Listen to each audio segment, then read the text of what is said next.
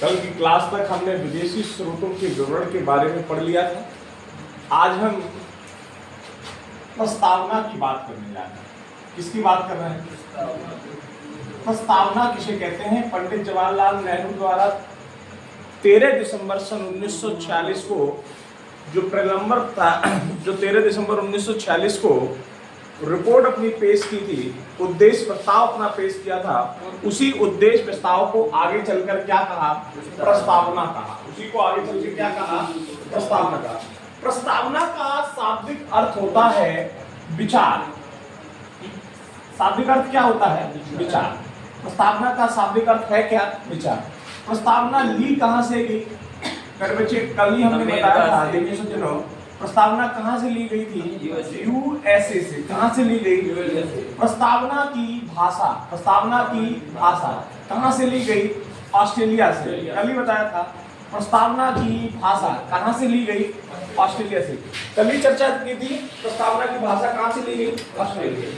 यह प्रस्तावना जो है 22 जुलाई सन 1947, 22 जनवरी, क्या बोला बेटे? उस देश प्रस्ताव ये पास हुआ था 22 जनवरी सन 1947 को। बेटे एक बात मुझे बताओ, आपने सुना होगा कि प्रस्तावना को संविधान की कॉन्स्टिट्यूशन, संविधान की आत्मा कहते हैं। ये किसने कहा था? प्रस्तावना को संविधान की आत्मा कहते हैं। ये बात किसने कही थी? बी.आर. अम्बेडकर के अनुसार तो आर्टिकल 32 को संविधान की आत्मा कहा जाता है, लेकिन मैंने पूछा तो इसको किसने कहा? तो बेटे इसको कहा पंडित ठाकुर दास भार्गव ने। किसने कहा? संविधान की आत्मा कहने वाले कौन थे? पंडित ठाकुर दास भार्गव। कौन थे बेटे? पंडित ठाकुर दास भार्गव। क्या नाम बताया बच्चों? संविधान की आत्मा प्रस्तावना को किसने कहा? पंडित ठाकुर दास भार्गव ने। किसने कहा? और जो आप लोग पढ़ते हो ना, डॉक्टर बी.आर. अम्बेडकर, किसको पढ़ते बच्चे? बी.आर. अम्बेडकर। बी.आर. अम्बेडकर ने प्रस्तावना की आत्मा यदि किसी को कहा है तो वो है आर्टिकल 32, अनुच्छेद 32 को बी.आर. अम्बेडकर ने संविधान की आत्मा कहा है। किसको कहा बेटे? संविधान की आत्मा। किसको कहा है? हाँ, संविधान की आत्मा आर्टिकल 32 को डॉक्टर बी.आर. अम्बेडकर ने कहा। किसने कहा बेटे? बी.आर. अम्बेडकर। संविधान बेटे, संविधान को पहचान पत्र किसने कहा? संविधान को पहचान पत्र किसने कहा? संविधान को पहचान पत्र किसने कहा? बताओ, आप लोग भी बताओ। संविधान की आत्मा पंडित ठाकुरदास भार्गव ने कही, तो संविधान को पहचान पत्र किसने कहा? बताओ, कोई पता है ना? किसी को नहीं पता। N.A. पालकीवाला, N.A. पालकीवाला ने। किसने कहा बेटे? N.A. पालकीवाला ने। संविधान को पहचान पत्र N.A. पालकीवाला ने कहा, जबकि संविधान की आत्मा पंडित ठाकुरदास भार्गव ने कही, और आर्टिकल 32 को संविधान की आत्मा डॉक्टर बी.आर. अम्बेडकर ने कही। किसने कही बेटे? डॉक्टर बी.आर. अम्बेडकर। बेटे संविधान को पॉलिटिकल होरोस्कोप भी कहा जाता है। ये के.एम. मुंशी ने कहा, मैंने पहले भी बताया संविधान को। अब हम बात करें संविधान के बारे में, सॉरी प्रस्तावना के बारे में। किसने बात करें? प्रस्तावना के अंतर्गत कुछ लाइनें लिखी मिलती हैं। हम भारत के लोग, हम भारत के एक संपूर्ण प्रभुत्व संपन्न धर्मनिरपेक्ष लोकतांत्रिक गणराज्य बनाएंगे। ऐसा सुना है ना? ये संविधान की वो प्रस्तावना है। उस प्रस्तावना के पेज पर लिखा हुआ है कि हम इस तरह के भारत का निर्माण करेंगे। किस तरह का भारत का निर्माण करेंगे? प्रभुत्व संपन्न। किस तरह का बताया? प्रभुत्व संपन्न, धर्मनिरपेक्ष लोकतांत्रिक एवं गणराज्य। धर्मनिरपेक्ष लोकतांत्रिक एवं कौन कौन से शब्द बताए? आप बताओ मुझे, आप बताओ कौन कौन से शब्द बताए? पहला नंबर पे क्या बताया बेटे? एक संपूर्ण प्रभुत्व संपन्न। क्या बताया बेटे? प्रभुत्व संपन्न। दूसरा बोलो, प्रभुत्व संपन्न के बाद दूसरा बोलो, क्या बताया बेटे? दूसरा धर्मनिरपेक्ष। और देखिए यहाँ सुनते हो भाई, दूसरा क्या बताया?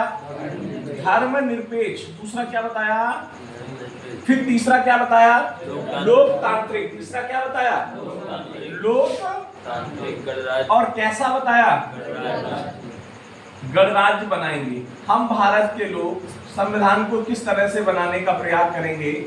तो बेटे यह बातें किसमें लिखी मिली, किसमें मिली बेटे, किसमें मिली। बच्चों एक हमने कल आपको एक छोटी सी चीज बताई थी कि आर्टिकल 368 क्या बताया था, अच्छा वेरी गुड, बहुत सुंदर। आर्टिकल 368 संशोधन की प्रक्रिया क्या बताया था बच्चों, संशोधन की प्रक्रिया। दिव्य सज्जनों संशोधन की प्रक्रिया कहां से ली गई बेटे, दक्षिण अफ्रीका से ली गई। कहां से ली गई, अफ्रीका से। बेटे हुआ क्या, बात सुनना, थोड़ा सा सुनना, ज्यादा मैं डीप नहीं बताऊंगा इसलिए थोड़ा सा सुनना। ये प्रस्तावना बनी तो कुछ लोगों ने संविधान को, प्रस्तावना हुई क्या कि संविधान के अंदर जो भी ब्यौरा था, संविधान के अंदर जो भी ब्यौरा था उसे, उसका जो संक्षिप्त विवरण था उसे पहले पेज पे अंकित कर दिया कि भैया 5 भाग इस जगह पे है, 4 भाग में यह है और ये इस जगह पे है, वेतन यहाँ पर है, भत्ता यहाँ पर है, पेंशन यहाँ पर है। इस तरह का विवरण दिया गया किसमें, प्रस्तावना के अंतर्गत। प्रस्तावना का मतलब होता है एक सूची, प्रस्तावना का मतलब क्या है, एक सूची। तो प्यारे बच्चे हुआ क्या, कुछ लोगों ने एक पूछा गया क्या प्रस्तावना संविधान का हिस्सा है, ये पूछा गया, संविधान प्रस्तावना का हिस्सा है। अब ये बात कौन बता पाएगा, तो ये बात तो न्यायपालिका बताए।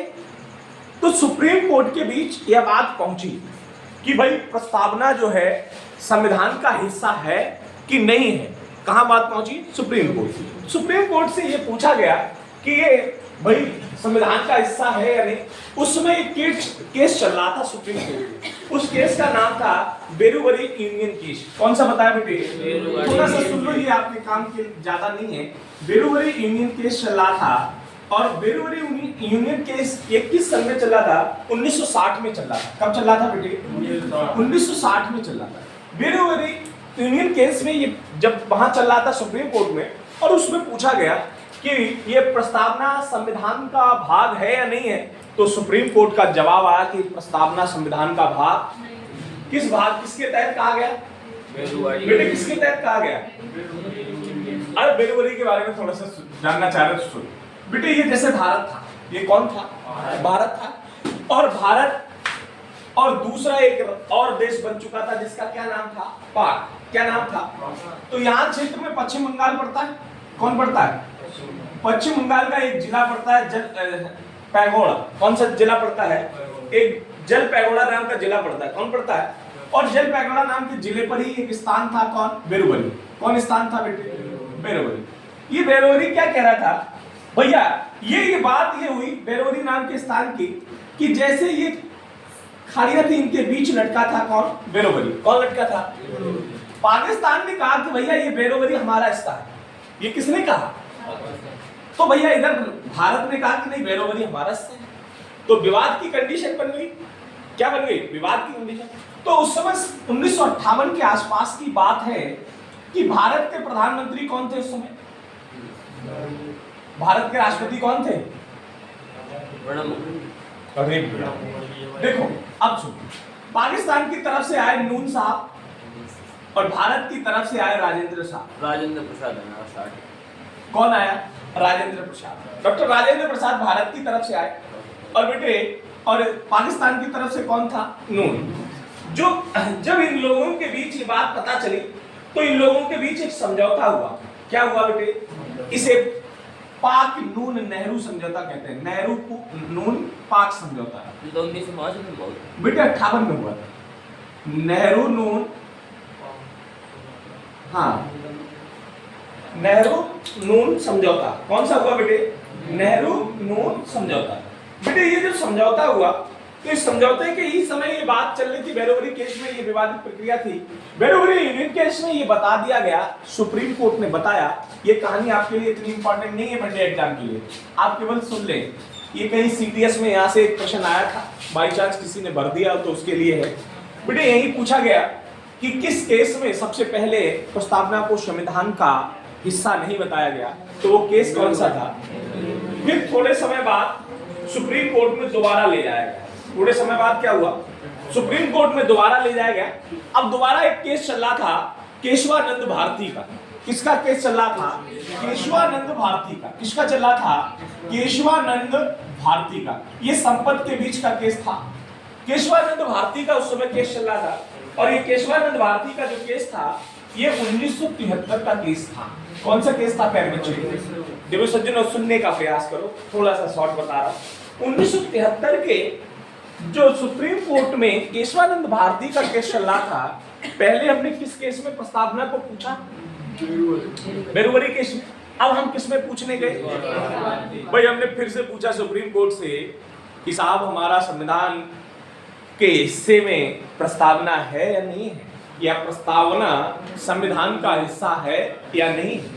अब सुप्रीम कोर्ट ने क्या किया, केशवानंद भारती की बात चल रही थी, और जब ये मामला सुप्रीम कोर्ट में आ गया तो सुप्रीम कोर्ट ने कहा भाई कुछ तो बात है, जो दोबारा मामला आया विचार करने के लिए, तो उसने इस बार कहा कि प्रस्तावना जो है संविधान का हिस्सा है।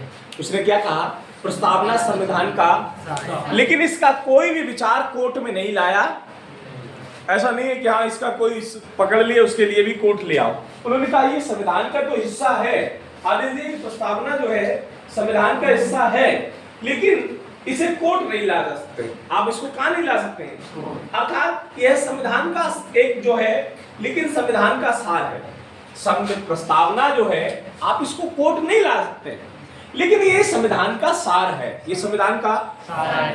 भाई अब लोगों को चिंता हुई, एक बार सुप्रीम कोर्ट ने कहा ये सार नहीं है, दोबारा प्रस्तुत किया तो संविधान का हिस्सा है।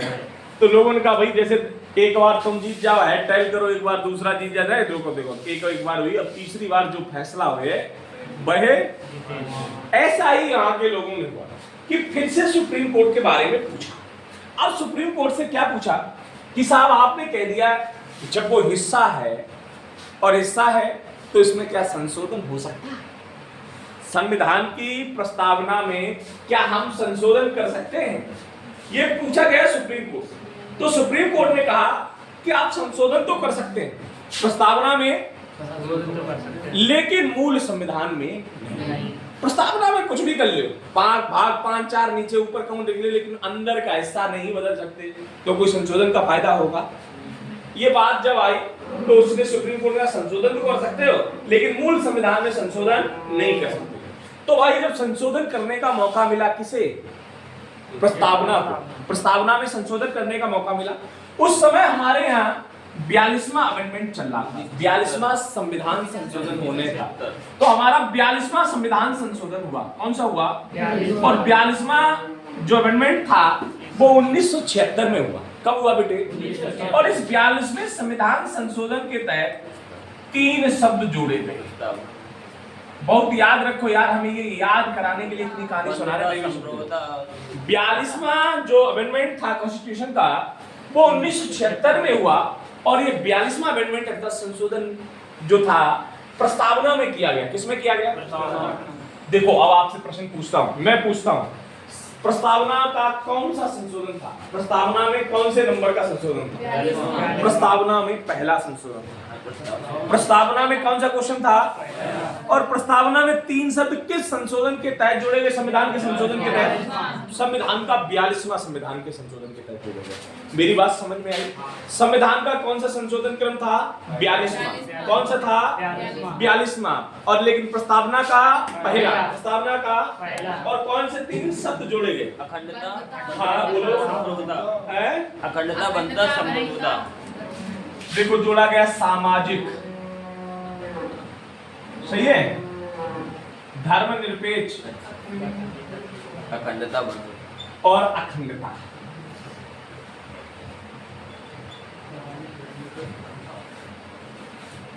बात समझ में आई, ये किस संशोधन के तहत जोड़े गए हैं। अभी तक जितने भी केस हुए हैं उन केसों में सबसे बड़ी बेंच किस केस में बैठी है, इससे बड़ी बेंच आज तक नहीं बैठी। ठीक है, अब आगे सुनो, हमने पढ़ा संविधान के अंतर्गत कि इस तरह के हिस्से कहे गए और इस तरह में बताया गया। एक और केस था जिसमें ये कहा गया कि प्रस्तावना संविधान का हिस्सा है।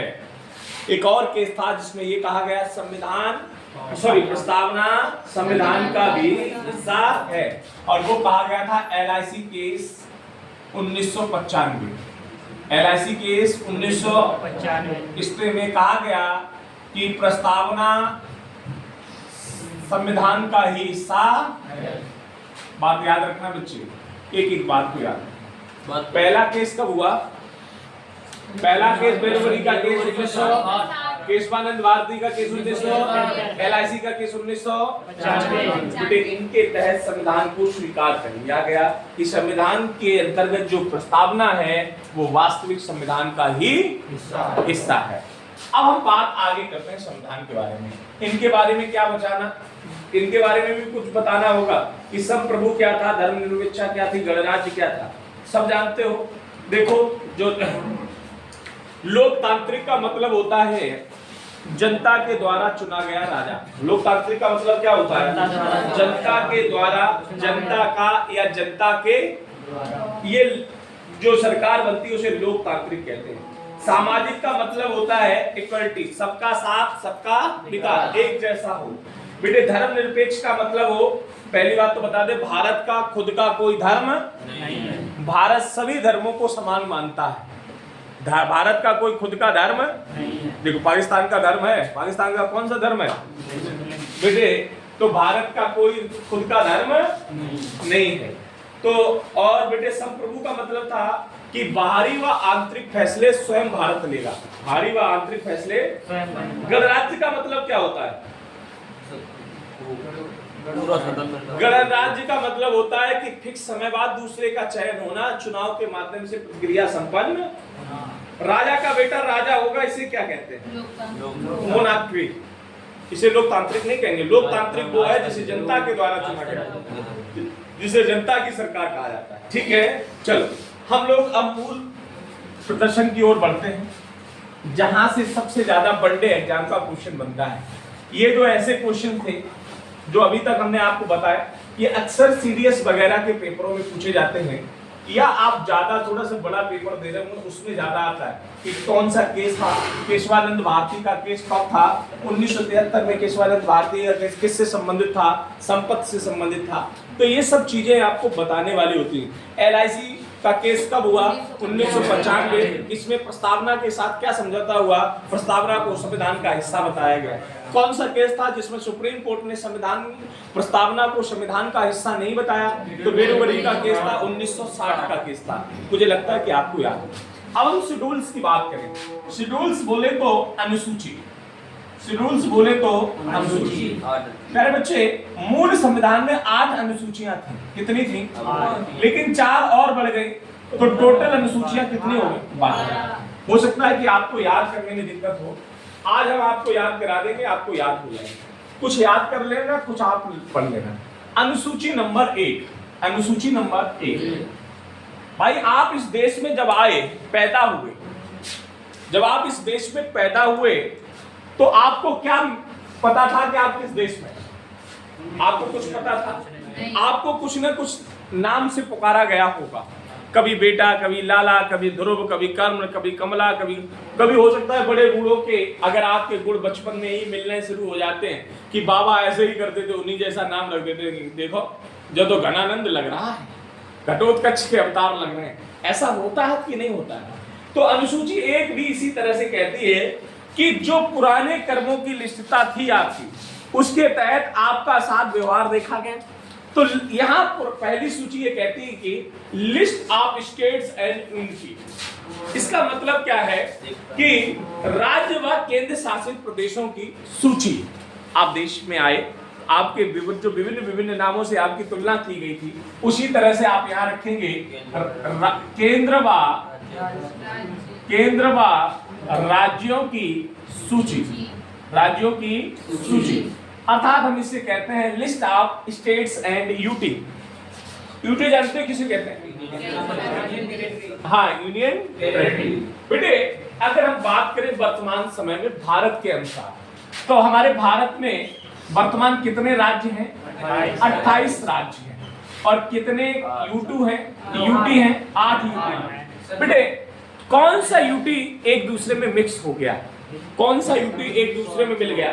तो दमन द्वीप के साथ साथ बेटे दादर नगर हवेली को एक में विलय कर दिया गया। किसका विलय हुआ याद रखना? दमन द्वीप का दादर नगर हवेली के साथ क्या कर दिया गया? विलय कर दिया गया। ये दो थी, इनको मिलाकर क्या बना दिया गया? एक। बात समझ गए कि नहीं? तो वर्तमान समय में 28 राज्य और 8 यूटी हैं। ये बिल्कुल कंफर्म बात है, आप इस पर किसी भी तरह का विचार ना करें। तो पहले ये बताएगा कि पहले भारत में जो हमारा देश है, जैसे हम आए, हमें नामकरण मिला, बाद में ये पता चला हम फलाने की संतान है, फलाने के नाती हैं, निकाने हैं, ये जो तरह का विवरण था उसी तरह से इस देश के साथ हुआ कि हमारे देश में कितने राज्य, कितने केंद्र शासित प्रदेश हैं। तो उस समय हमारे देश में 28 राज्य और 8 केंद्र शासित प्रदेश हैं। कितने बेटे वर्तमान समय में? 28 राज्य और 8 केंद्र शासित प्रदेश। बेटे दूसरी बात, जब आप आज भी आप पहले किस चीज को पकड़ोगे? आप मुझे बताओ कि आप 28 राज्य श्योर आते तो बाद 14/7 की प्रक्रिया थी, लेकिन हम आज के हिसाब से पढ़ रहे हैं, इसलिए हम मूल की ओर वापस नहीं हो रहे। ठीक है? 14 थे। हाँ, तो इसलिए मैं वापस नहीं हो रहा हूँ, यहाँ से समझने की प्रक्रिया से चलूँ। बेटे एक बात बताइए, आप अभी सब सपना देख रहे हैं किसका? नौकरी का। लेकिन नौकरी का देख काय के लिए लें? वेतन के लिए या शपथ के लिए? आपको मान लो पहले आपसे ये कहा कि भाई आपकी नौकरी लगा दी, आप पुलिस के जज्बात सिपाही बन गए, उत्तर प्रदेश पुलिस के जज्बात सिपाही बने, तो आपको पहले शपथ लेना होगा। पहले शपथ लेंगे या पहले वेतन? नजर किस पे जाएगी आपकी? पहले नजर किस पे जाएगी? वेतन पे जाएगी। किस पे जाएगी? तो दूसरे नंबर पे जो सूची है वो यही है, वेतन और भत्ते।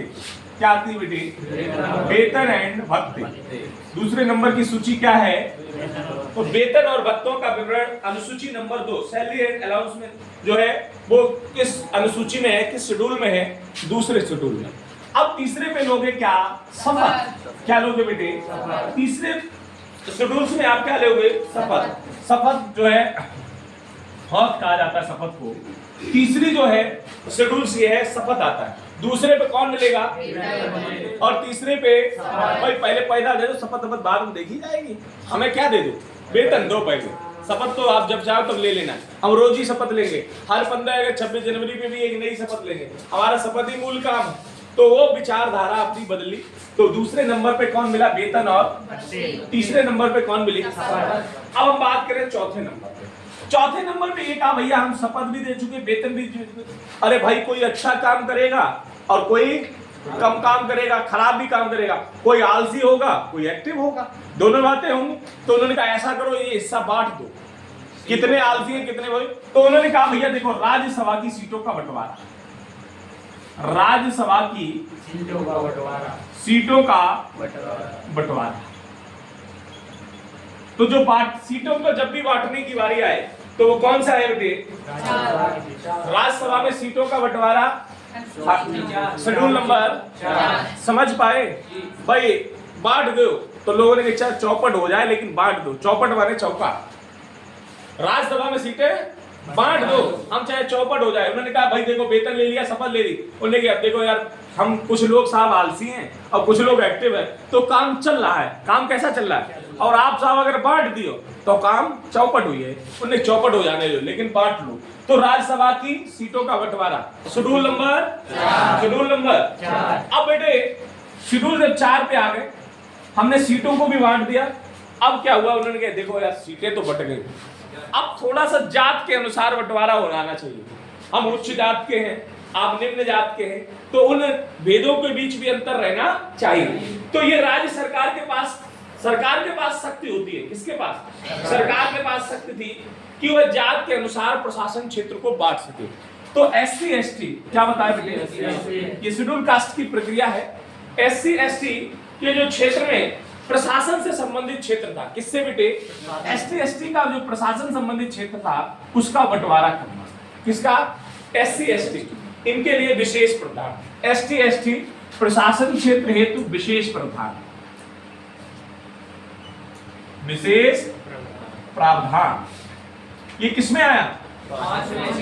बेटा फिर से सुन लो, याद करो। पहला कहता है कि हमको राज्य और यूटी पता होने चाहिए, स्टेट और यूटी के बारे में पता होना चाहिए। दूसरा कहता है कि हमें वेतन चाहिए, पहले हमें अलाउंस और सैलरी चाहिए, तो वेतन चाहिए, सैलरी चाहिए। तीसरा कहता है भाई शपथ चाहिए, क्या चाहिए? अब शपथ ले लो। चौथा कहता है सर ठीक है, हम वेतन भी ले रहे हैं, शपथ भी ले रहे हैं, हम बहुत एक्टिव हैं, और जब हम एक्टिव हैं तो हमारे साथ अन्याय क्यों कर रहे हैं? तो उन्होंने अधिकारी ने समझाया देखो हमें कोई दिक्कत नहीं, हम तो बांट देंगे तुम लोगों को, तुम्हारे राज्य में ही तुम लोगों को बांट देंगे, लेकिन चौपट हो जाओगे। माने चौथी सीटी में पहुंच गए। चौथी जब शेड्यूल्स में पहुंचे तो चौथा शेड्यूल ये कहता है कि एसटी एसटी राज्यसभा की सीटों का बंटवारा। पहले यहाँ राज्यसभा की सीटों का बंटवारा सुन लो। चौथा कहता है कि राज्यसभा सीटों का बंटवारा। जब राज्यसभा सीटों का बंटवारा हुआ, अब आपके अंदर भेद आया, भैया हम जनरल कैटेगरी से, ये फलानी कैटेगरी से, फलाने, तो ये एक मतभेद का विचार आया। तो पांचवें में इसी मतभेद को दूर करने का एक नया प्रावधान छोड़ा गया। एससी एसटी के जो प्रशासन क्षेत्र थे उनसे संबंधित विशेष प्रावधान दिया गया। उनसे संबंधित क्या दिया गया? भैया जब एससी एसटी को दिया गया, एसटी ने कहा कि हम तो पगला है, हमें एससी के साथ क्यों मिला दिया? इनके लिए जब विशेष है तो हमारे लिए सुपर विशेष करो। तो एसटी क्षेत्र का एक 4 राज्य थे। एसटी के कितने राज्य थे? एसटी के 4 राज्य थे। कौन कौन से थे? असम, मेघालय, त्रिपुरा, मिजोरम। कौन कौन से बताए? उन्हें देखो, हम असम, मेघालय, त्रिपुरा, मिजोरम। कौन कौन से 4 राज्य बताए भैया? असम, मेघालय, त्रिपुरा। एसटी के लोगों ने कहा भाई देखो एससी एसटी के साथ प्रशासन क्षेत्र तो बांट दिया, लेकिन हम तो साहब कुछ ही राज्यों में हैं, हम तो साहब कुछ राज्यों में प्रबल हैं, बाकी राज्यों में तो ठंडे पड़ गए। तो उन्होंने कौन कौन से वो राज्य? तो एसटी ने कहा भाई असम, मेघालय, त्रिपुरा, मिजोरम। इन क्षेत्रों में भी विशेष प्रावधान एसटी के लिए रखा गया। किसके लिए रखा गया? भाई सरकार चिंता में पड़ गई। सरकार ने कहा कि हम इनको बांटते ही रहेंगे, कभी एससी लड़ेगा, कभी एसटी लड़ेगा, कभी जनरल लड़ेगा, कभी ओबीसी लड़ेगा। उन्हें हटाओ, ये सब कुछ खत्म करो। हमने पहले क्या बांटा था? केंद्र और उन्होंने कहा ऐसा करो, सूचियां बना लो दोनों लोग अलग अलग। केंद्र व राज्य के मध्य शक्तियों का विभाजन कर दिया। केंद्र व राज्य के मध्य शक्तियों का बंटवारा। उन्होंने भाई हमें नहीं मालूम, आप लोग अपने अनुसार अपना राज्य चलाओ, हम बांट लो, कुछ राज्यों में कुछ शक्तियों में हम आपका साथ देंगे।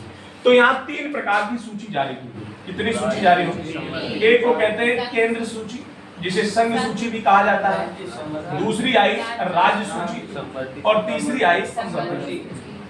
समवर्ती सूची वो है जिसमें केंद्र और राज्य दोनों मिलकर कार्य करें। संघ सूची वो है जिसके अंतर्गत केवल केंद्र सरकार कार्य करती है। राज्य सूची वो है जिसके अंतर्गत केवल राज्य सरकार ही कार्य। इसमें कुछ भिन्न भिन्न काम थे जिन्हें भिन्नात्मक रूप से बांटा गया और इस अनुसार सूचियों का विभाजन कर दिया गया। तो इसमें विषय भी आते हैं। इसमें संघ के 56 विषय बताए जाते हैं, राज्य के 66 विषय के उल्लेख मिलता है। अलग अलग विषय क्षेत्र हैं, अलग अलग किताबों में अलग अलग मिलता है। तो ये आपकी पीडीएफ में विधिवत लिखा हुआ है कौन कौन सा क्षेत्र आता है, कि डीजल पेट्रोल किसमें है, शराब किसमें है, हॉस्पिटल किसमें है, ये शिक्षा किसमें है। ये सारे विषय आपकी उस पीडीएफ में लिखा दिए गए हैं। आपको जो पीडीएफ मिलेगी इस क्लास के बाद, उस पीडीएफ से उसको बेहतर लिख लेना। बात समझ में आया या नहीं आया? एक एक पॉइंट आपका उसमें क्लियर है। शेष संविधान की बात कल करेंगे। आपको इतनी ही बातें लिखनी है। आज नोट्स देख लें कितने लोगों का बना है।